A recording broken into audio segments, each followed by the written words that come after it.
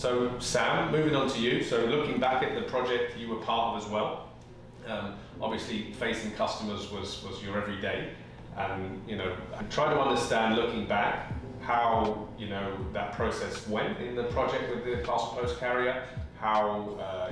what lessons you learned from that process, and also how you can apply that to your management position in development today. Yeah, so my experience in the implementation team and having been a part of Go Live deployments has given me insights on how we can deliver the best user support during Go Live, because that's really the crunch time, and this is where we need to be all hands on deck to provide good support. So I think that a big part of it is having good communication and alignment between our implementation team that has boots on the ground and our development team that is monitoring key functionalities and system performance. So that means having a go live brief before the event, and so that everybody knows what kind of risks and challenges we could face during go live. What are the peak volumes? When are the peak volumes in terms of data integration or user activity? Knowing what are the key business processes we need to look for and make sure they go smoothly during go live, and just having clear and defined communication channels. And to be honest, it's clear that not only from your time in sort of projects and implementation, when you're going live, you're not just seeing what the project team expect, but you're also seeing the user experience, which I guess that when you're developing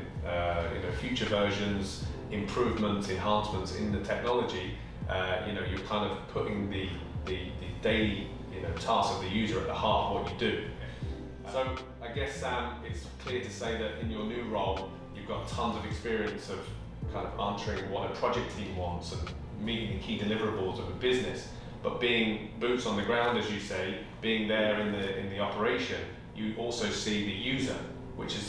someone that spends far more time using the product than, let's say, the project team that might move on to something else. So how has that experience affected what you do today within your role of delivering enhancements and functionality improvements in the product?